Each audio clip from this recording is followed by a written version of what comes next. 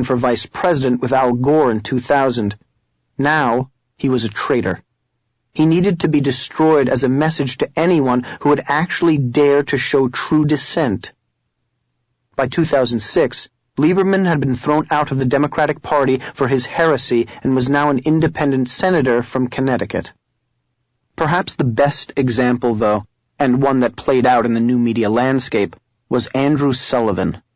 Sullivan, an openly gay man, understands the penalties that go along with speaking out against the complex if you're a member of one of the subgroups. If he were given truth serum, he'd have one hell of a story to tell. Sullivan said he was a conservative in the 1990s and the early 2000s. More than that, he backed George W. Bush's election in 2000 because, as he put it, "When I look at what he is proposing to do, I agree with him far more than I do with Al Gore. For me, to support Gore on his current big government leftist platform would simply mean renouncing most of the principles I've long believed in and cherish." Sullivan even went so far as to renounce identity politics. "I believe in an equal society with equal rights for individuals, not a balkanized society where membership in certain groups guarantees special privileges and rights." Even though he was for gay marriage, and even though Bush, as he said, thinks gay people should live as criminals under sodomy laws, which is almost enough to send me back to Gore, Sullivan realized that Bush would represent an uneven and unprincipled check on the balkanization of America. In June 2001, Michelangelo Signorile, a gay journalist who specializes in the vile practice of outing prominent people with whom he disagrees, went after Sullivan with a pickaxe in the alt-weekly LGNY, along with buddy Michael Musto from The Village Voice and David Ehrenstein from the Los Angeles Times. They found his personal sexual advertisement on a gay website, where he was looking for partners who were also HIV positive and didn't want to use condoms. He basically said in his ad that he liked it every way and liked to give it every way. And the gay left, which hated his endorsement of Bush, used it to embarrass him, ruin him, intimidate him. Nonetheless, after September 11th, Sullivan stood strong by Bush. On September 18th, he wrote, "I am relieved that George W. Bush is President of the United States. I am more than ever proud of endorsing him last fall. We have the right man in the job."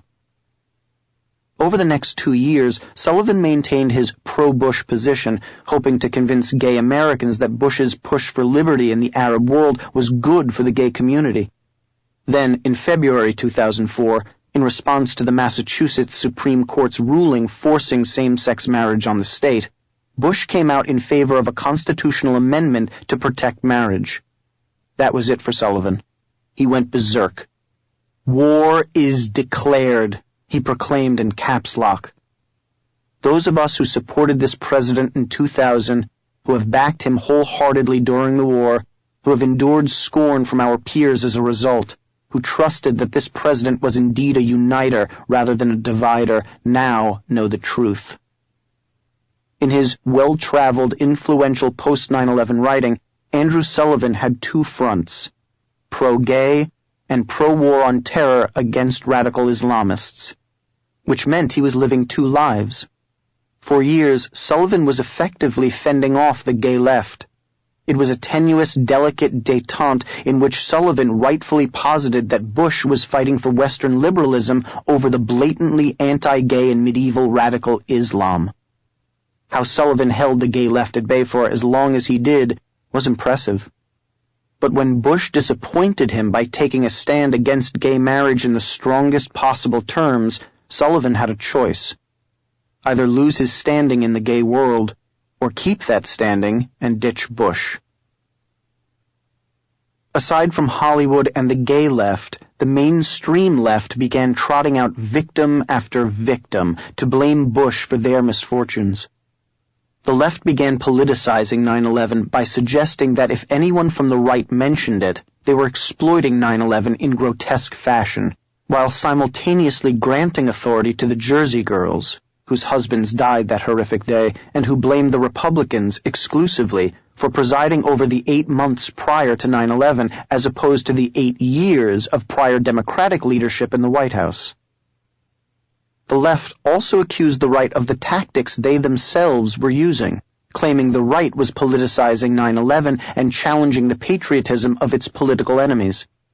Max Cleland was brought out as a symbol of his hero status, his legs missing, not to defend his point of view from a rational angle, but as an unassailable symbol of the left's invulnerability. If you attack the left, you are attacking war heroes like Cleland. Cindy Sheehan came out of the woodwork and was granted automatic heroine status by the press until she turned on the Democratic Party, at which point she was relegated to Crazyland. All these tragic symbols were trotted out, one after another, in order to create a solid shield for the Democratic Party against the Republican Party's foreign policy approach. Meanwhile, the eunuchs in the Republican leadership allowed this campy, over-the-top theater to grab the moral high ground, even though it was espousing surrender in the war on radical Islam and the disembowelment of George W. Bush. The Republican leadership allowed the anti-war movement to become mainstream. There were few who spoke up against this. Only Ann Coulter had the guts to take them on at the time. Ann had experienced the underhanded attention of the media left and refused to be defeated just because her opponents tried to destroy her.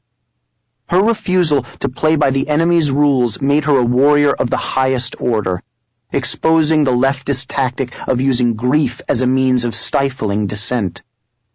And even though the left threw every grenade in their arsenal at her, Ann shamed them into taking the Jersey Girls, Cleland, and Sheehan out of heavy rotation. She did so by pointing out that these victims were cynically being used as political weapons, and the charge was so obviously true it stuck. Coulter's acts are pilloried to this day, yet those same manufactured spokespeople and those tactics are conspicuously still out of commission. Politics is not for the faint of heart. Ann's defiance and success taught me a valuable lesson. The people most detested by the Democrat media complex, the ones who are most marginalized, are the ones who are the most effective. At that moment in time, I started to realize that we needed to fight the leftist wave with all of our strength and all of the means at our disposal. They can be beaten. Between the war in Iraq, the introduction of victims of a manufactured intolerance toward dissent, the ire and tactics of the gay movement, and the unyielding propaganda of the Hollywood left, all the strands braided together to form a leftist rope of monumental strength, a rope made to hang George W. Bush from the highest turret. I watched with increasing trepidation the ultimate attack on Bush that I had previously predicted to friends and family. I watched the collective effect of the Hollywood class's reaction to 9/11, which consisted of splitting the country when we were united. And I decided to stop fighting behind coattails and to start fighting in my own name. That's why, in 2004, I wrote Hollywood Interrupted with Mark Ebner, a no-holds-barred underground Hollywood journalist.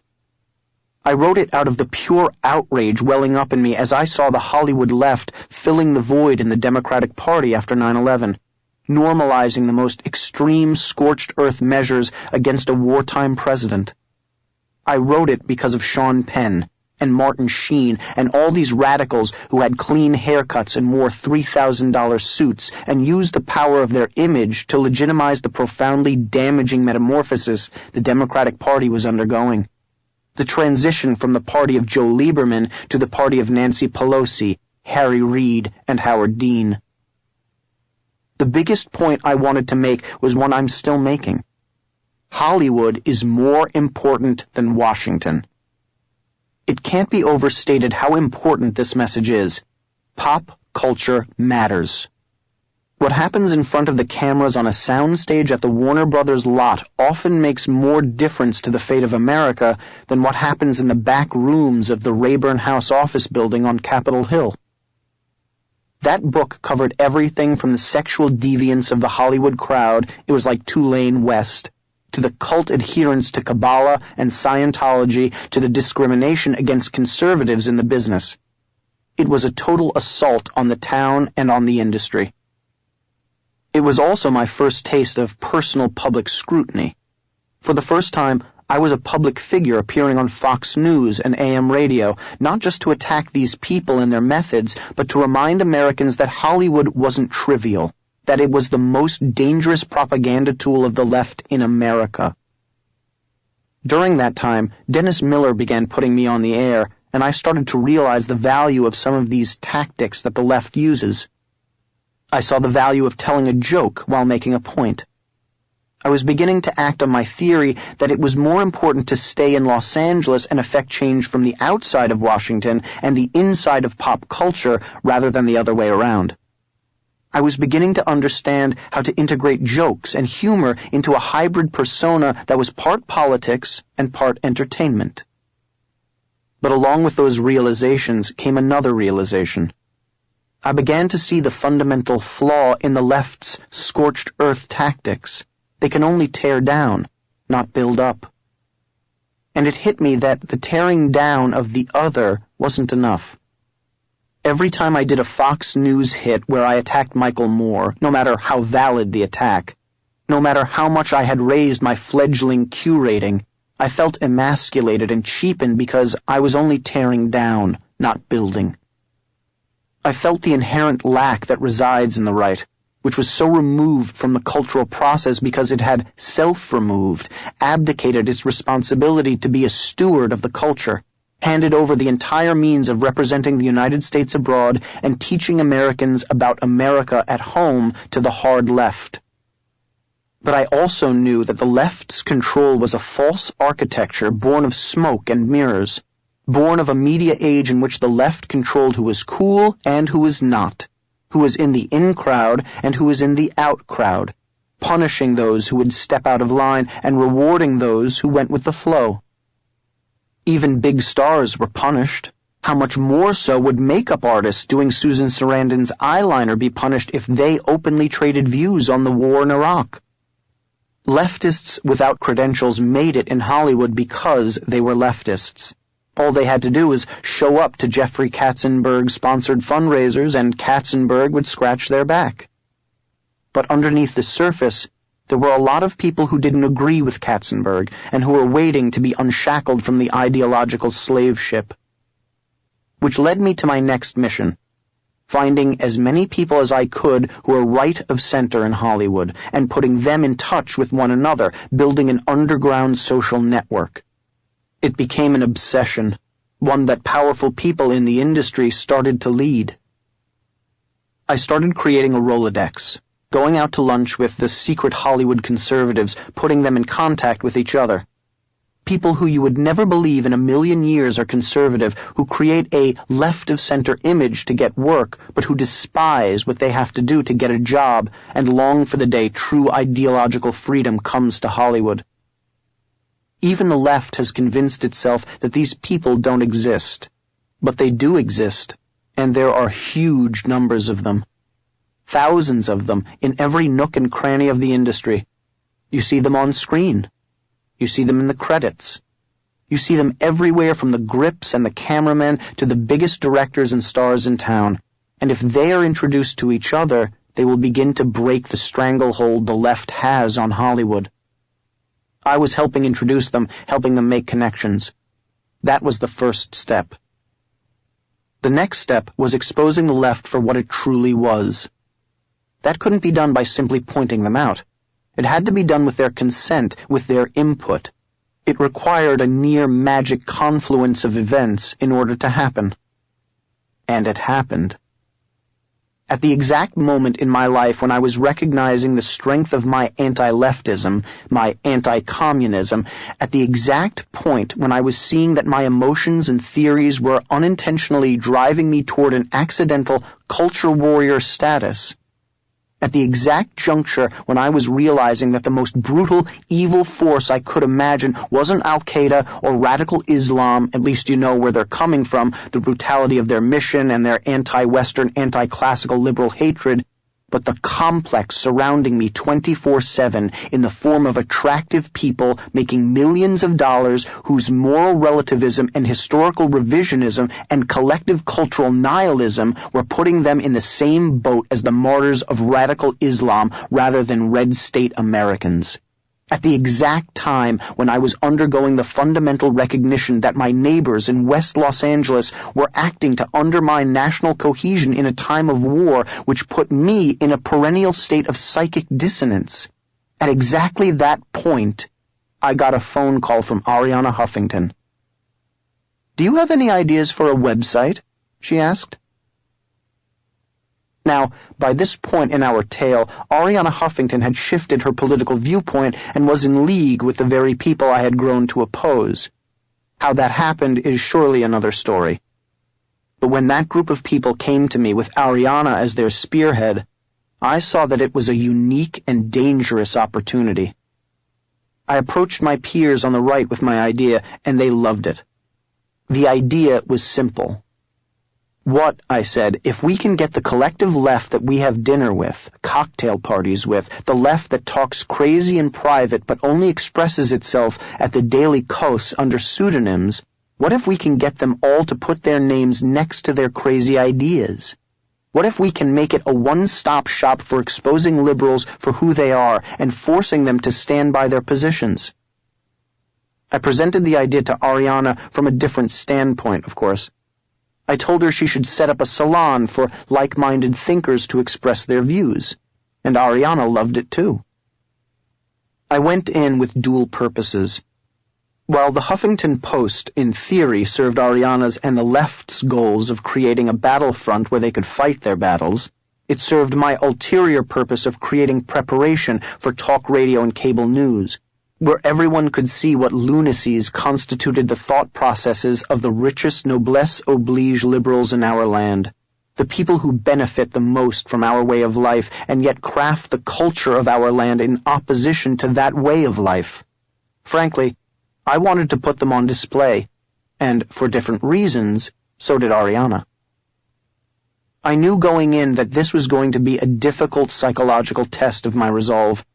After going through it, I know why CIA agents take rigorous tests in order to ascertain whether they can go through the stress of becoming a double agent, and I realized very soon thereafter that I didn't have what it took to attempt inconsistent engagement with people whose ideas I found anathema. Nonetheless, from November 2004 through June 1st, 2005, I danced with these people, conspired with these people, and helped launch the Huffington Post. By April, however, when I realized that I wasn't going to be a spy but their manservant, I realized I couldn't live with myself or with my true friends who relied on me to be their go-to guy for battles against the left. So I bailed out. But it worked. I knew it had worked by the end of the launch date, May 9th, 2005. I was driving down Lincoln Boulevard and listening to Michael Medved laugh aloud as he read Rob Reiner's launch day piece entitled "Where Have You Gone, Woodward and Bernstein?" It was a typical lefty ode to the idiotic theme that journalists are right-wing, which is as stupid a belief as you're likely to find this side of John Cusack. Reiner wrote, "The so-called Fourth Estate is now little more than the public relations arm of a government propaganda machine in which all three branches are controlled by the same political party. Who is watching the store?" Medved was chortling as he read this nonsense, and I felt mischievously enthralled that my mission was somewhat completed because I had always looked at the Medveds of the world as some of the smartest people on the right, and if he got what my intention was, then I had done something very right. The Huffington Post was great for another reason, too. The creation of Greg Gutfeld. Greg was allowed in by the Huffington Post editors as a token right-winger, and he was attacking the left from within with the most clever, insidious tactics ever. He was Jon Stewarting them, Stephen Colberting them, and they hadn't even caught on. He made them crazy, challenged them, teased them, and confused the hell out of them. While writing for the HuffPo, Greg was consistently the biggest driver to the site, bar none. Yet he was also the writer most out of sync with the site's audience. That's how talented he is. Of course, Greg now hosts Red Eye on Fox News. Perhaps the best thing about the Huffington Post, though, is something I didn't take into consideration at the time. The greatest victory for the right with regard to the site is that for years, conservatives argued that the New York Times, the most important journalistic entity in the United States, was radically left of center. And for years, the left denied it. But the Huffington Post was different. It was openly and loudly and radically leftist. When you read the Huffington Post, you knew there was a collective mindset, a groupthink. And the great irony was that if you looked at the front page of the Huffington Post on any given day and matched it with the front page of the New York Times, they were virtually identical. If you tested the philosophical DNA of the Huffington Post and the philosophical DNA of the New York Times, it was obvious to anyone that they were identical twins. They were fighting the same battles, and the bylines at both places were of people who went to the same schools, married the same kind of people, voted the same way. They were all part of the same incestuous elitist orgy. They were all part of the power structure of Hollywood, Washington, and New York. They were all from the same group of people who made tons of money, vacationed in the nicest places, flew first class or private, and then dictated to the rest of America how to live sustainable lives. It didn't matter how big Thomas Friedman's house was or Al Gore's vacation home was, they all felt the need to lecture Americans on how to behave sexually, what to eat, how to fly, where to shop, and what's more, they agreed on the answers to all of those questions. By exposing part of the complex via the Huffington Post, I had helped expose a major chunk of the complex. But I still didn't know where the Democrat media complex itself had come from. It gnawed at me. Why in the world had the greatest country in history submitted itself to the evils of the Democrat media complex? Just how the hell had these nutty people gotten so much power? Chapter 6. Breakthrough. Ever since college, I had experienced flashes of the Democrat media complex. Then I saw it unmasked. But I didn't know exactly where that Democrat media complex had been formed and why it had taken hold. After all, I spent most of my life in a world where the Soviet Union had been destroyed. When the Berlin Wall fell in 1989, we felt that we had finally defeated global Marxism. Ronald Reagan and the United States had taken down the single largest repository of communism on the planet, and we'd done it without firing a direct shot. The whole world could see that communism didn't work. Its failure was on display for the entire globe to look at and say, "So much for that." At least that was what we thought. When you look at the history of the Soviet Union, what you see is the conversion of hundreds of millions to a corrupt and insidious worldview via the overpowering propaganda of communism. Yes, they used force. But they also used every means at their disposal to control the culture, the everyday lives, the very thoughts of their citizens. When I was at Tulane, I saw the same cultural forces at work. The forces of the thought police, of the cultural fascisti. People in positions of power who decided what was okay to think and what to write, what words meant and who was allowed to say them. Tribunals without oversight, kids thrown out of college for uttering the wrong sentiments. Looking back, I thank God every day that I partied to excess at Tulane, because it kept me from buying into that worldview, from learning that language. If I hadn't been busy having fun, I could have become a professor, gotten tenure, and taught that cultural Marxism, propagated it for a living. I could have reinforced and propagated the complex because it would have reinforced my position. Later, I saw that the cultural Marxism of Tulane wasn't restricted to Tulane. It was everywhere, from the mainstream media to Hollywood to the educational system to the government. And when I began researching the origins of that pervasive cultural Marxism, I realized that this wasn't a result of America's suddenly and spontaneously embracing a rebellious counterculture in the 1960s. It started long before that. It started from the beginning. The founders of our country were realistic men who understood human nature, who recognized that people weren't infinitely changeable, that they had certain traits born into them. In The Federalist, number 51, James Madison famously said that men were not angels, that they were ambitious but rational, and that we therefore needed to construct a system of government that pitted ambition against ambition. John Adams knew government had to be limited, since it is weakness rather than wickedness which renders men unfit to be trusted with unlimited power. Thomas Jefferson agreed. The founders understood human nature because they were part of the great Western tradition of philosophy and literature and history. They valued their heritage because it sprang from basic knowledge about what human beings are. That was why the founders were so ardent about instilling in future generations moral teaching, virtuous teaching. Men were not naturally good and needed moral education. Adam Smith's capitalism, of course, was based on the same principles, not the pure greed and selfishness Michael Moore or Barack Obama would have us believe. Smith knew that capitalism, the exchange of the products of one's best efforts for the products of someone else's best efforts, required people to act with virtue. To sum up, the founders' view was this: human nature is variable and requires training in virtue. No government should be given too much power, or the people comprising that government will use the power in the worst ways possible. Individual freedom, when used within the boundaries of morality, is the highest good. The Constitution was written as a living testimony to this view. The founders' realistic view of human nature and call for limited government and individual liberty found its opponent in the philosophy of Jean-Jacques Rousseau and later Karl Marx.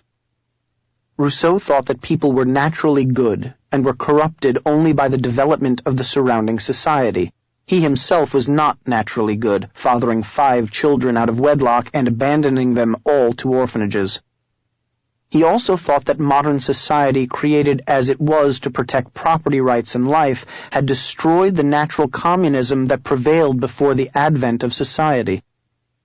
To people like Rousseau, the solution to the evils of the current society was the creation of a new social contract, one based on the general will. The general will didn't need any checks and balances because it embodied the entire will of the people, and if individuals argued with the general will, they lost. Karl Marx's ideas picked up where Rousseau left off. Unlike the founders or even Rousseau, he didn't care much about human nature. For him, human nature didn't really exist. In fact, he went further. Human nature was produced by surrounding society. If human nature was to be changed, it could be changed only by destroying the surrounding society. George Wilhelm Friedrich Hegel provided the dialectic theory that backed Marx's utopianism. He believed that conflicts made the world a better place, that basically might made right. The struggle between two opposing ideological or philosophical forces, thesis and antithesis, would eventually end in a synthesis of the two sides, and that synthesis would be better than what had come before. Sort of like a guy, thesis, having a fight with his wife, antithesis, and then them having great make-up sex and the product being a baby, synthesis. Only sometimes, thesis would rape antithesis in order to get to synthesis, or vice versa. Marx married his own philosophy to Hegel in something vague and confusing called dialectic materialism. The idea was basically that capitalism carried the seeds of its own destruction. Capitalism, thesis, would be faced with the wealth gap that capitalism creates, antithesis, and that wealth gap would be solved by socialism/communism, synthesis. This is what Marx meant in his famous statement in the Communist Manifesto. The history of all hitherto existing society is the history of class struggles. In the final conflict, the workers would win and a communist synthesis would be established. Happy day. This all sounds confusing and would make anyone with common sense stop and say, wait a minute, explain that one slowly and tell me why it isn't intellectual babble. Unfortunately, there's only one problem. Important people in America believed it. Let me continue with this brief history lesson. President Teddy Roosevelt is on Mount Rushmore. Even though Teddy was a Republican, he was no conservative. He was a progressive. Progressivism was a strain in American thought that merged the Hegelian dialect with Marxism.